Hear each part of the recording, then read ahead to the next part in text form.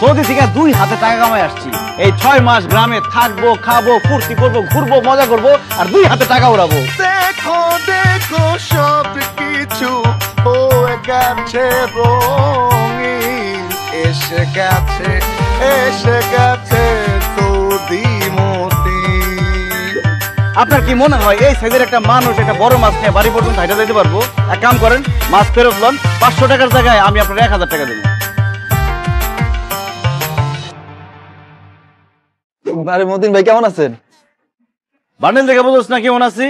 আলু, পেঁয়াজ, ডাল, মুড়ি, সুজি, ময়দা, আটা, সয়াবিন তেল, সরষের তেল সব ভ্যান গাড়িতে ওঠা। দেখো দেখো সব কিছু হয়ে গেছে রঙিন। তুই কি গ্রামের সব মানুষের না খাওয়া মেরে বলাবি নাকি? আমি গ্রামের মানুষের না খায় এরকম কেন লিখে?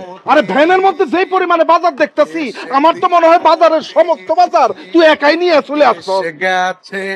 এসে গেছে সৌদি। বিদেশ থেকে আসছে, টাকা এখন পকেটে গরম গরম আছে দেখা সব খরচ করে ফেলেন না। টাকা শেষ হয়ে গেলে বুঝবেন একটা টাকা কারো কাছ থেকে পাইবেন না।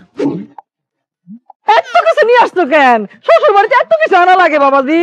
আমি সৌদির বাদশা মোহাম্মদ বিন সালমানের কোম্পানিতে চাকরি করি। আমি শ্বশুর বাড়িতে কম জিনিসপত্র নিয়ে আসতে পারি? কোন আম্মা?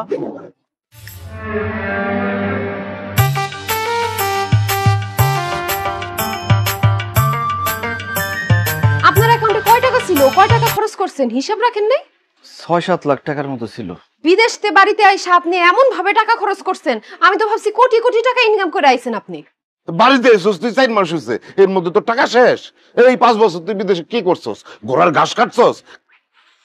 এখন আপনার কাছে টাকা নাই তো, এখন অনেক কিছু দেখবেন, বুঝবেন। আমি আপনারে বারবার কইছি না উল্টা পাল্টা টাকা খরচ করেন না, বিপদে পড়বেন আপনি একটা।